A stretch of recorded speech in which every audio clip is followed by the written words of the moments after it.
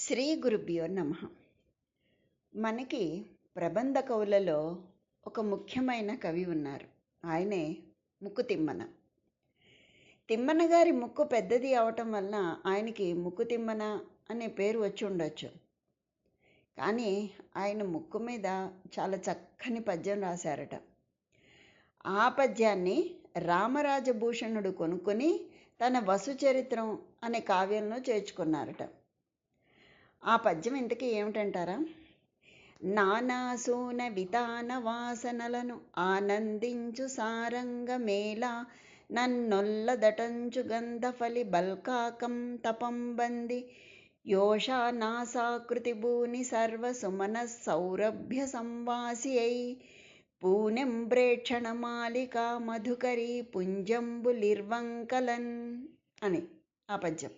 అంటే ఏమిటంటే, సారంగం అంటే తుమ్మెద, నానాసూన వితాన వాసనలను ఆనందించు సారంగం. సారంగం అంటే తుమ్మెద.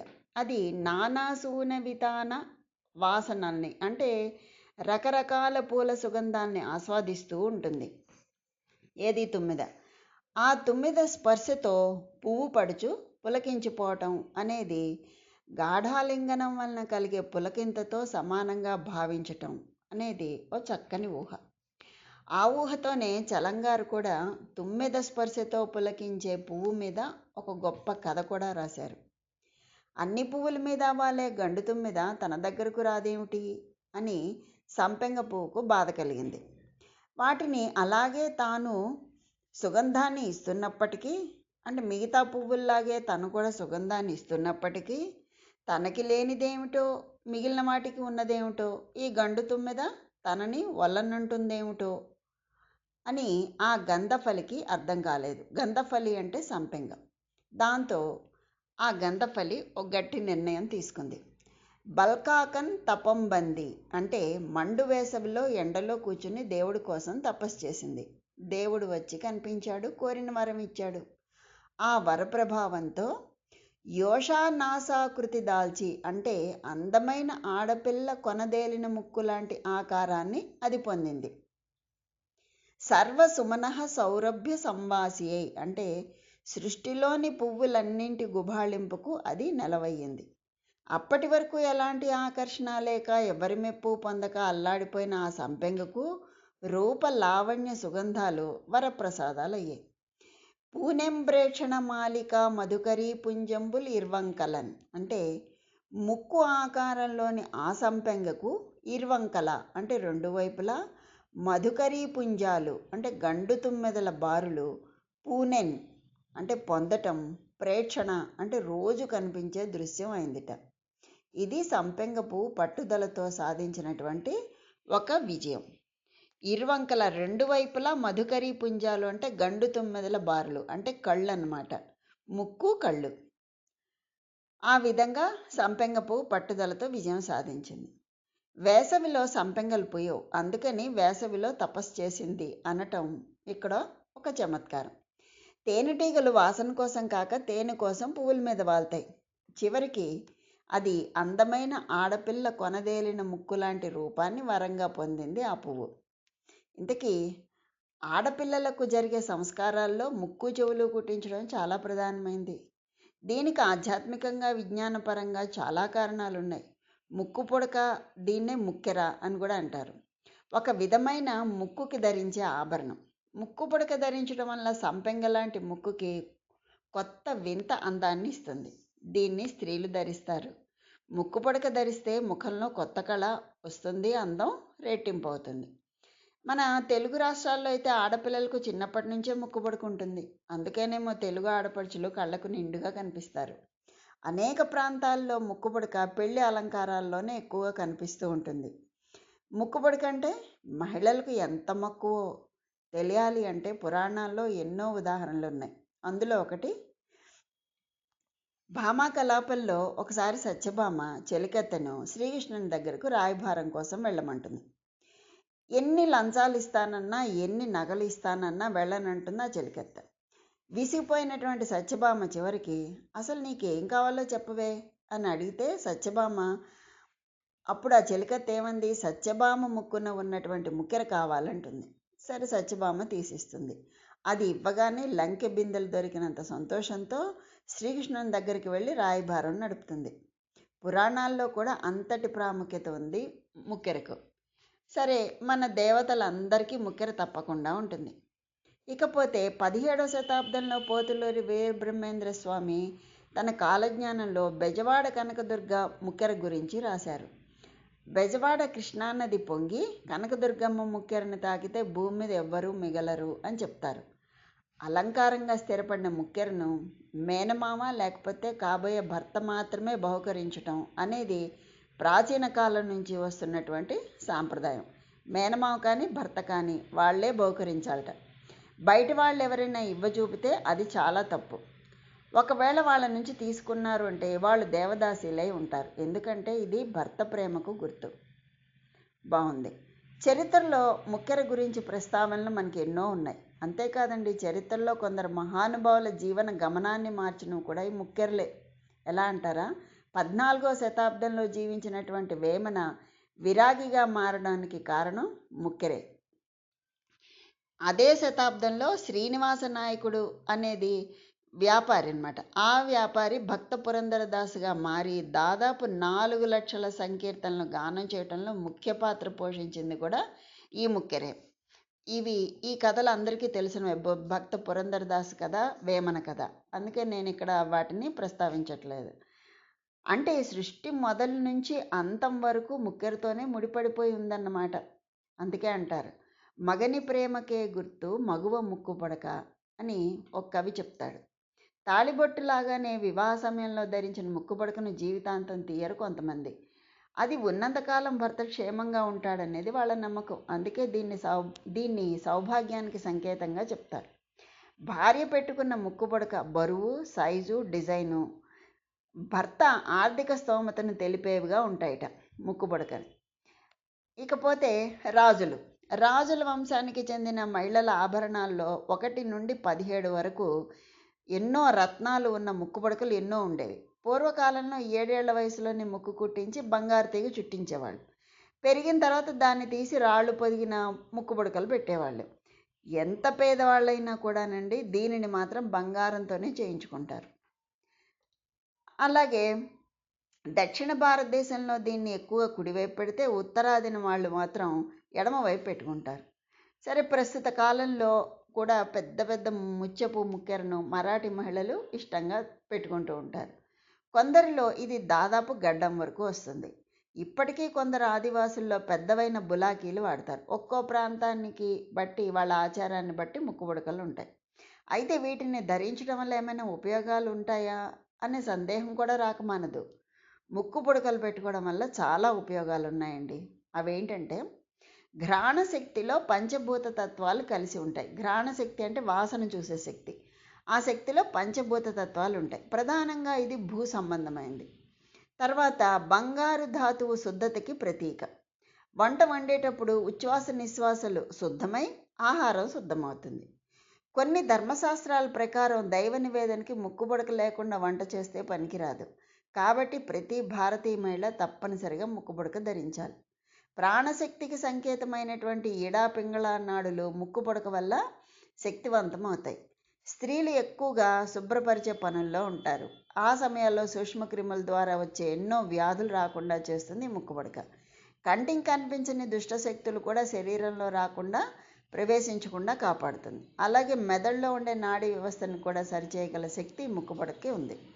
ఇకపోతే ఈ ముక్కెరను తమిళంలో మూక్కుత్తి అంటారు, హిందీలో నాత్ లేదా నాథురి అంటారు, బీహార్లో లాంగ్ అని పిలుస్తారు. ఇలా అన్ని రకరకాల పేర్లున్నాయి. ముక్కుకి కుడివైపున సూర్యనాడి ఉంటుంది. అందుకని కుడివైపు ముక్కుకి మండలాకారమైనటువంటి ఒక రాయిని ధరించాలని శాస్త్రాలు చెప్తున్నాయి. అలాగే ఎడమ వైపున చంద్రనాడి ఉంటుంది. అందువల్ల ముక్కుకి ఎడమ వైపున అర్ధచంద్రాకారంలో ముక్కుపుడక ధరించాలని పండితులు చెప్తున్నారు.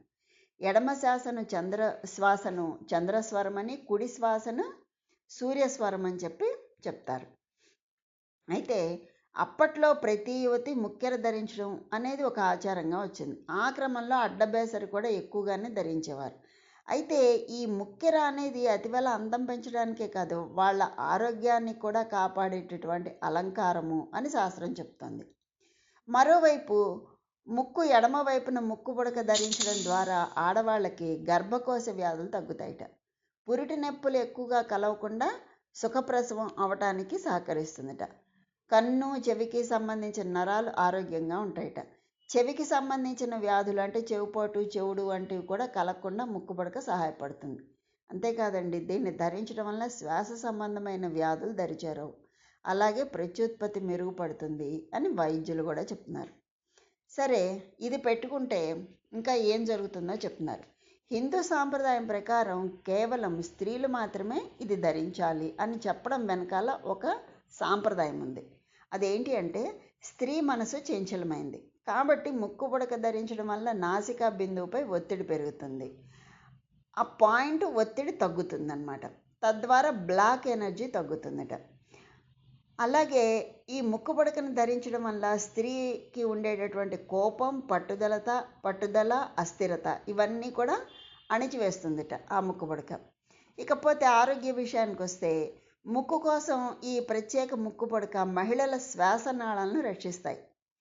నోస్టాల్జియా జోను ముక్కులోని తత్వశాస్త్రం ఆత్మ ద్వారా ఏర్పడుతుంది.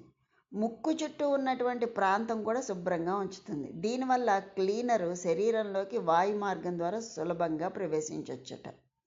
తర్వాత ఋతుచక్రం సమయంలో నొప్పి కూడా తగ్గుతుంది. సాధారణంగా స్త్రీలు ముక్కుకు ఎడమ వైపున నోస్ పిన్ పెట్టుకుంటారు. ఎందుకంటే స్త్రీల గర్భాశయం ఇతర జననాంగాలతో సంబంధం ఉన్న నాడీ ముక్కు ఎడమ వైపుతో సంబంధం కలిగి ఉంటుంది. అందుకని స్త్రీలు ఎడమ ముక్కుకు నోస్ పిన్ పెట్టుకుంటారు. ఈ కారణంగా వారు ముక్కును ఎడమ వైపు దానికి వాళ్ళు ముక్కు పుడకను ధరిస్తారు. ప్రసవ సమయంలో మహిళలు వారి నొప్పిని తగ్గించడంలో కూడా ఇది సహాయపడుతుంది. ఇన్ని లాభాలు ఉన్నాయి కాబట్టే పూర్వ రోజుల్లో ప్రతి ఆడపిల్లకు ముక్కు పుడక కుట్టించడం సాంప్రదాయంగా చేసేవాళ్ళు. ముక్కు పుడకలు కూడా కొంతమంది అమ్మాయిలకు భలే అందాన్ని ఇస్తాయి. వారి లుక్కే మారిపోతుంది. ఇప్పటికీ పెళ్ళిళ్ళలో అయితే ఖచ్చితంగా పెద్ద పెద్ద ముక్కు పుడకలను పెట్టే సాంప్రదాయం చాలామందిలో ఉంది. ఈ సాంప్రదాయం, ఆరోగ్యం మిళితమై ఉండే ఈ ఆచారాన్ని భారతీయ సంస్కృతిలో ముక్కు పుడకలకు సంబంధించి ఎన్నో విశ్వాసాలు మనకి మనుగడలో ఉన్నాయి. తూర్పు మధ్య ప్రాంతం నుంచి క్రమంగా 16వ శతాబ్దంలో మొఘల్ యుగంలో భారతదేశంలోకి అడుగుపెట్టింది. అంతకంటే ముందుగానే మన పురాణాల్లోనూ ముక్కు పుడకకు స్థానం ఉంది. పురాతన ఆయుర్వేద శాస్త్రాల ప్రకారం సుశ్రుతుడు రచించిన సుశ్రుత సంహితలో ముక్కు పుడకలు ధరించటం వలన కలిగే ఆరోగ్య ప్రయోజనాల గురించి ఎన్నో వివరణలు చెప్పారండి. అవి చాలా ఉన్నాయి. ఆ సుశ్రుత సంహిత చదివితే ఇవన్నీ మీకు తెలుస్తాయి. ఇక నమ్మకాల విషయానికి వస్తే, కొన్ని భార్య నిశ్వాస భర్త ఆరోగ్యాన్ని ప్రభావితం చేస్తుందిట. ఇదొక విశ్వాసం. అంటే భార్య యొక్క వదిలినటువంటి ఊపిరి, ఆ గాలి భర్త ఆరోగ్యాన్ని ప్రభావితం చేస్తుందిట. అందుకే మహిళలు ముక్కు పుడకలను ధరిస్తే గాలి స్వచ్ఛంగా మారి ఎటువంటి చెడు అనారోగ్య ప్రభావాలను కలిగి ఉండదట. అందువల్ల ధరించమన్నారు. దానికి ముక్కు పుడక భామ ముచ్చెమేరా మామ అంటూ వర్ణించాడు ఓ సినీ కవి. అవునండి, ఆడవారిని ముగ్ధ మనోహరంగా తీర్చిదిద్దే ముక్కు పుడక గురించి చెప్పుకోవాలి అంటే రోజులు చాలవు. అందుకే నాసాగ్రే నవమౌక్తికం అని శ్రీకృష్ణుని అందాన్ని వర్ణిస్తూ ఏనాడో చెప్పారు. మతపరంగా ముక్కు పుడకను వివాహ దృష్ట్యా పార్వతీదేవి గౌరవ సూచకంగా చూస్తారు. సాధారణంగా ముక్కు పుడక ధరించడం అనేది హిందూ సాంప్రదాయ ప్రకారం వివాహ సూచికగా కనిపిస్తుంది. 16 ఏళ్ల వయసులో అమ్మాయిలు ముక్కు పుడక ధరించడం అనేది పెళ్లికి సిద్ధమని చెప్తుంది. ఇకపోతే కొండగాలి తగలడం వల్ల తరచూ ముక్కుకి సంబంధించినటువంటి రొంప, పార్శ్వ నొప్పి, ముక్కు దిబ్బడ ఇలాంటి సమస్యలన్నీ వస్తూ ఉంటాయి. వీటి నుంచి రక్షణ కోసం గిరిజన మహిళలు, ముఖ్యంగా గిరిజనులు ముక్కు పుడకని విధిగా ధరిస్తారు. కన్ను, చెవికి సంబంధించిన నరాలు ఆరోగ్యంగా ఉంటాయట. చెవికి సంబంధించిన వ్యాధులు అంటే చెవిపోటు, చెవుడు లాంటివి కలగకుండా కూడా ఇది సహాయపడుతుంది. అంతేకాదు, దీన్ని ధరించడం వల్ల శ్వాస సంబంధమైన వ్యాధులు దరిచేరో ప్రత్యుత్పత్తి మెరుగుపడుతుంది అని వైద్యులు చెప్తున్నారు. ఎంతమంది ఎన్ని రకాలుగా చెప్తున్నారో చూడండి. స్త్రీ సౌందర్యం గురించిన ప్రస్తావన వచ్చినప్పుడు కనుముక్కు తీరు చాలా బాగుంది అని చెప్పుకుంటూ ఉంటారు. స్త్రీ సౌందర్యంలో ముక్కు ప్రధాన పాత్రను పోషిస్తుంది. ఆ కారణంగానే ఎంతోమంది కవులు ముక్కును ఎన్నో రకాలుగా వర్ణిస్తూ పాటలు పద్యాలు రాశారు. ఇక పెళ్లి చూపులు చూసిన అబ్బాయిలైతే ముక్కు చాలా బాగుంది, ముక్కరికే అందం తెచ్చేలా ఉంది అని అప్పట్లో చెప్పుకునేవాళ్ళు. అలాగా అంత గొప్పది ముక్కెర. ఆ ముక్కెరనే అమ్మవారి ముక్కు పొడక కింద వర్ణించి చెప్పారు శంకరాచార్యుల వారు సౌందర్యలహరిలో. అది ఎలా చెప్పారు అంటే 61వ శ్లోకంలో చెప్పారండి. అదేమిటి అంటే, అసౌ నాశా వంశస్తుహినగిరి వంశధ్వజపటి త్వదీయో నేదీయః ఫలతు ఫలమస్మాకముచితం వహంత్యంతర్ముక్తా శిశిరకర నిశ్వాసగళితం సమృద్ధ్యాయత్తాసాం బహిరపి సముక్తామణిధరః అని చెప్పారు. అంటే ఈ శ్లోకంలో శంకర భగవత్పాదుల వారు జగన్మాత యొక్క నాసాదండం అంటే ముక్కు సౌందర్యాన్ని, నాసిక సౌందర్యం, నాసిక ముక్కు ఇవన్నీ ఒకటే, ముక్కు కొసన ఆభరణంగా ఉండే ముక్తాభరణం అంటే ముత్యము యొక్క, ముక్త అంటే ముత్యం, ముత్యము యొక్క ముక్కెర యొక్క అంటే ముత్యపు ఆభరణాన్ని పెట్టుకున్న ముక్కెర యొక్క సౌందర్యాన్ని వర్ణిస్తున్నారు. అంటే హిమవంతుని వంశమునకు పతాకము వంటి తల్లి అంటే తుహినగిరి వంశ ధ్వజపటి పర్వతరాజపుత్రి పార్వతి జగదంబ నీ వంశమందు, అంటే వంశదండము అంటే వెదురుగడ అనే అర్థం కూడా ఉంది. అంటే లేత వెదురు మొక్క యొక్క గట్టిపడిన భాగం అమ్మవారి నాసికగా మరలిస్తే ఎలా ఉంటుందో ఆ విధంగా ముత్యాలు ఉండి తీరాలి. లేకపోతే నీవు శ్వాస వదిలినప్పుడు నిశ్వాసంలో ముత్యమెట్లు రాలిపడుతుంది. ఆ ముత్యాలు మా ఆధ్యాత్మిక కోరికల్ని ఈడేర్చుగాక అని చెప్పారు. ఈ అర్థం కొంచెం గందరగోళంగా ఉన్నట్టు అనిపిస్తుంది గబగబా చదివితే, కానీ దీన్ని మరింత లోతుగా పరిశీలిస్తే కొండంత అర్థం గోచరమవుతుందండి. అదేంటంటే చూద్దాం రండి. ఇప్పుడు ముత్యాలు రాలి పడుతున్నట్టు చెప్పారు కదా. ముత్యాలు 6 రకాలండి. 6 రకాలుగా మనకి లభిస్తాయి. ఎలా లభిస్తాయి? ఒకటి గజముల కుంభస్థలములందు అంటే ఏను కుంభస్థలమునందు, వెదురు చెట్ల ఎందు, సర్పముల ఫణముల ఎందు అంటే పడగల ఎందు, మేఘముల ఎందు, సుక్తిక ఎందు, సుక్తిక అంటే ముత్యపు చిప్ప, ఆ ముత్యపు చిప్పలు సముద్రంలో స్వాతి చినుకులు పడి ముత్యపు చిప్ప మూసుకుపోతే ఏర్పడే ముత్యం అన్నమాట. తర్వాతది ఇచ్చుదండం అంటే చెరుకు గడయందు. ఇలా ఇటువంటి ప్రదేశాల్లో ముత్యాలు దొరుకుతాయి. వీటిల్లో ఎలా ఉంటాయంటారా? చూద్దాం రండి ఒక్కొక్కటి. గజముల కుంభస్థలములందు ముత్యములు ఎలా పుడతాయి అంటే ఆ కుంభస్థలం దగ్గర ఉన్నటువంటి చర్మం మొద్దుగాను ముడతలు పడ్డట్టు చారలు చారలుగా ఉంటుంది, చెమట ఎక్కువగా పడుతుంది. ఏనుగులు దురదతో ఏ చెట్టు మొదళ్ళకో కొండలకో వేసి రుద్దుకుంటాయి. అలా రుద్దుకున్నప్పుడు చెమట బిందువులు కుంభస్థలంలోని ఆ చర్మంలో ఇరుక్కుని ఆ బిందువులు ఘనీభవించి ముత్యాలుగా మారతాయి.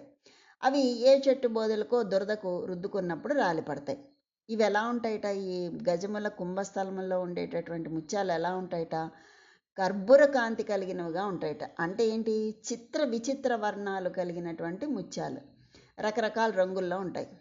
మట్టి రంగు, లేత గోధుమ రంగు మొదలైన చిత్రవర్ణాలు కలగలిపి ఉంటాయన్నమాట. ఆ తర్వాతది వెదురు చెట్టు. వెదురు చెట్టు యందు బోలుగా ఉంటుంది, లోపల అంటే ఒక గొట్టంలాగా ఉంటుందన్నమాట. వెదురు దండం కొస వరకు లోపల సన్నని రంధ్రం బోలుగా ఉంటుంది. ఇదే శ్రీకృష్ణుని మురళి వంశీనాదం. వెదురు మొక్కలుగా ఉన్నప్పుడు వర్షం పడినప్పుడు ఆ వెదురు ఆకులు సన్నగా పొడవుగా కిందికి వంపు తిరిగి ఉంటాయి. అలా ఉన్నప్పుడు ఆ నీటి బిందువులు వెదురులోని ఆ బోలు అంటే ఆ రంధ్రంలో ఖాళీ ప్రదేశం ఉంటుంది కదా లోపల, ఆ ప్రదేశంలో పడి ఘనీభవించి ముత్యాలుగా మారతాయి. వెదురుగడలు కొన్ని గలగల్లాడుతూ ఉంటాయి. అందుకే ఇవే రంగులో ఉంటాయి? తెలుపు కలిసినటువంటి ఎరుపు వర్ణం కలిగినటువంటి ముత్యాలు. ఇలా తెలుపు ఎరుపు వర్ణంలో రంగులో ఉంటాయి ముత్యాలు. ఆ తర్వాతది సర్పముల మీద పడగల మీద ఉన్నటువంటి ముత్యాలు. అవి ఎలా ఉంటాయిట? వాసుకి అనే సర్పరాజు ఫణముల పడగల ఎందు ఉద్భవించిన ముత్యాలు వాసుకి జాతికి చెందిన పాములు ఏం చేస్తాయిట? సౌరభం ఎక్కడ ఉంటే అక్కడ, అంటే ఎక్కడ ఉదాహరణకు మల్లె పొదలు, మొగల పొదల్లో పాములు ఉంటాయంటారు కదా. అలాగ సౌరభం ఉన్న చోట మంచి జాతి మణులున్న గనుల దగ్గర ఉంటాయి.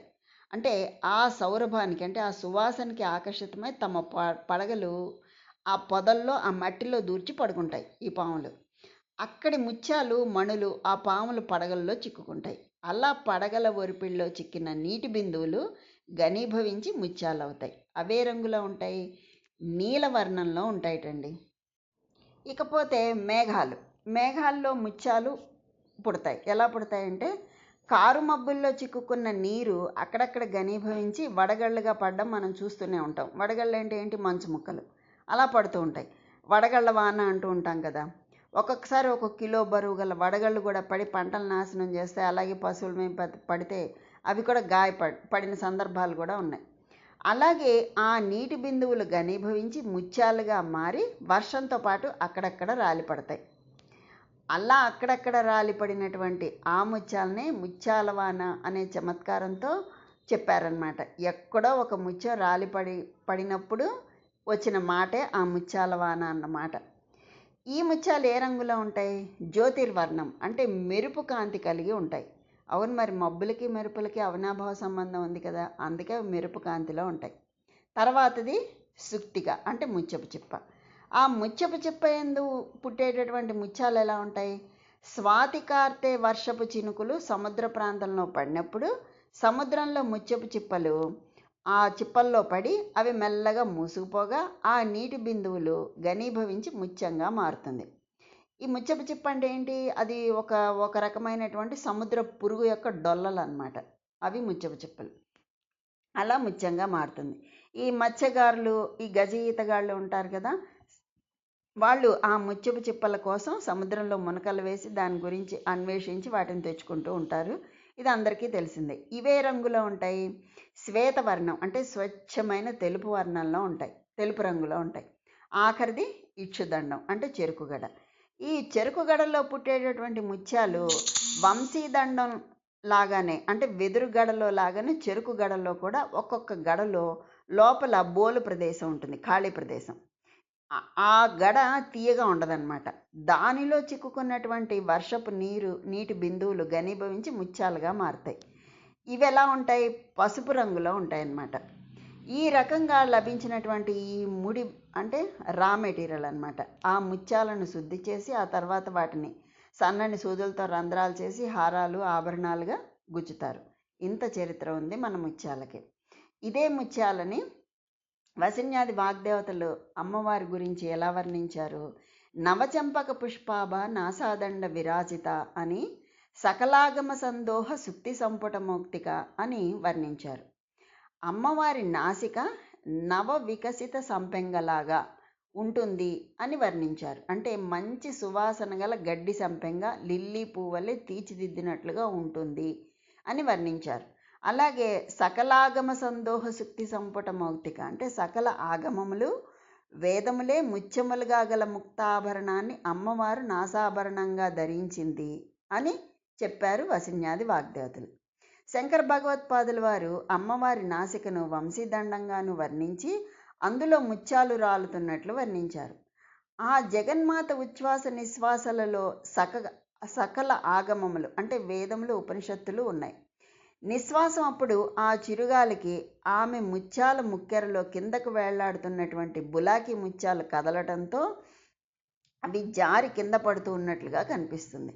తల్లి, నీ నాసాదండం నుండి ముత్యాలు రాలుతున్నాయి అన్నారు జగద్గురు. అంటే ముక్కులోనికి వెళ్ళే గాలిని వడబోసి పరిశుద్ధమైన శ్వాసక్రియకు దోహదం చేస్తాయి ముత్యాలు. అందుకే మన నానమ్మల అమ్మమ్మలు కూడా ముత్యాల ముక్కెలను ధరించేవారు. ఇది అందరికీ తెలిసిందే. శ్వాస పరిశుభ్రంగా ఉండాలి అంటే ఉంటే కనుక మనిషి ఆరోగ్యం బాగుంటుంది. నిరంతరం తేమ, పొగ, వేడిమి, చిన్నపిల్లల సేవ, పెద్దలందరికీ వంట వార్పు, ఈ పనులన్నింటిలో నిమగ్నమై ఉండే స్త్రీలకు మంచి గాలి లభ్యం కావాలి అంటే తాజాగా శ్వాస ఉండాలి. ముత్యాల ఆభరణాలు, ముత్యాల ముక్కెరలు ఒకానొక అలంకారంగాను ఆరోగ్య సాధనంగాను రూపొందించారు మన పూర్వీకులు ఈ ఆరోగ్యం కోసమే. ఇకపోతే జాతి వజ్రాలు, అంటే డైమండ్స్, రవ్వలు అంటారు కదా, అవి జాతి కెంపులు, జాతి ముత్యాలు, ఇవన్నీ శ్వాసను శుభ్రపరిచే ఆభరణాలు. వజ్రాలు, కెంపులు, ముత్యాలు ఇవన్నీ. అందుకే మన చెవి కమ్మల్లో, ఉంగరాల్లో, హారాల్లో వీటన్నింటిలో కూడా వీటిని పెట్టుకుంటూ ఉంటాం. ముత్యం, పగడం, కెంపు, పుష్యరాగం, నీలం, గోమేధికం, పచ్చ, పచ్చ అంటే ఆకుపచ్చ, వజ్రం, వైఢూర్యం మొదలైన నవరత్నాలను వారి వారి ఆర్థిక స్తోమతను బట్టి కాలుష్యహారాలుగా స్త్రీ పురుషులు ధరిస్తారు. వీటినే నవరత్నాలు అంటారు. ఈ నవగ్రహాలకి సంకేతాలు అంటారు పెద్దలు వీటిని. అంటే కేతువు ఏదైనా దోషం ఉందనుకోండి, కేతుగ్రహంతో దోషం ఉంటే వైఢూర్యం పెట్టుకోండి అంటారు కదా. వైఢూర్యం అంటే దాన్ని ఉంగరం చేయించి పెట్టుకోవచ్చు, చెవి కమ్మల్లో పెట్టుకోవచ్చు, ముక్కు పొడక పెట్టుకోవచ్చు, మెడలో హారంలో పెట్టుకోవచ్చు. పెట్టుకుంటే ఆ గ్రహ దోషాలు ఏమైనా ఉంటే తొలగిపోతాయి అని చెప్పి. అలాగే గురువుకి పుష్యరాగం, బుధుడికి పచ్చ, శనికి నీలం, రవికి కెంపు, శుక్రుడికి వజ్రము, రాహువుకి గోమేధికం, కుజుడికి పగడం, చంద్రుడికి ముత్యం. ఎవరెవరి జన్మ నక్షత్రాన్ని బట్టి వారి వారికి ఆ నవరత్నాల్లో ఏది సరిపోతుందో అది ధరిస్తే మంచిది అని సూచిస్తూ ఉంటారు. ఆరోగ్యం ఉంటే ఆనందం, ఆనందం ఉంటే ఆధ్యాత్మిక జిజ్ఞాస, ఆధ్యాత్మిక జిజ్ఞాస కలిగితే శ్రీమాత చరణాలపై భక్తిభావం వరుస క్రమంలో వస్తాయి. అందుకే గురువుల వారు నీ నాసాదండం తల్లి మా అందరికీ క్షేమం, ఆధ్యాత్మిక కోరికలు తీరునట్లు చేయునుగాక, తీరునట్లు చేయునుగాక అని చెప్పి ప్రార్థించారు. అంటే ఆయన గురువు శంకరాచార్యుల వారు తన ఒక్కరి క్షేమం కోరుకోలేదు. ఆ జగద్గురువు కాబట్టి ఆయన ఒక్క మారు మన మనోనేత్రాలతో ఆ తల్లి తీరైన నాసికను, ఆ తల్లి ఉచ్ఛ్వాస నిశ్వాసలతో కదలాడే నాసికాభరణపు ముత్యాలను మనోనేత్రాలతో దర్శించటానికి ప్రయత్నం చేయండి అని చెప్పి ఆయన దర్శించి మనకి ఎలా దర్శించాలో చూపించారు. అంత సాధికారంగా ఆయన బోధించారు. ఇక్కడ ఇంకొకటి చెప్తారండి. అదేమిటి అంటే ఈ ముత్యం అమ్మవారిని కనుక మనం ఆ అమ్మవారి ముక్కుని ధ్యానంలో అది ఒక నాసాదండం, ఆ ముక్కు దూలాన్ని వెదురుగడతో పోల్చారు. ఆ వెదురుగడలో ముత్యాలు ఉంటాయి, ఆ ముత్యాలు రాలి పడుతున్నాయి అంటున్నారు కదా. అంటే అది మనం ఎలా దర్శనం చేయాలి? ఆ ముక్కుని, ఆ ముక్కుకి అమ్మవారు ముక్కు పొడక పెట్టుకుంటుంది కదా, ఆ ముక్కు పొడక చివర ఒక ముత్యం వేలాడుతూ ఉంటుంది. ఈ రింగులకి వాటికి కూడా కింద వేలాడుతూ ఉంటాయి చూడండి పూసలు, అలాగా అమ్మవారి ముక్కుకి ఒక ముత్యం వేలాడుతూ ఉంటుంది. ఇలా గాలికి కదులుతూ ఉంటుంది, మాట్లాడినప్పుడు అటు తిరిగినప్పుడు ఇటు తిరిగినప్పుడు కదులుతూ ఉంటుంది కదా. ఆ ముత్యము అమ్మ ఉచ్ఛ్వాస తీసుకున్నప్పుడు లోపలికి వెళ్ళి నిశ్వాసం అంటే వదిలినప్పుడు, ఊపిరి వదిలినప్పుడు కిందకి వస్తూ ఉంటుంది. అలా పైకి కిందకి ఊగుతూ ఉండడం వల్ల ఉచ్ఛ్వాస నిశ్వాసలప్పుడు పైకి కిందకి ఊగటం వల్ల మనకేమనిపిస్తుంది? ముక్కులోంచి ముత్యాలు రాలి పడుతున్నట్టు కనిపిస్తుంది.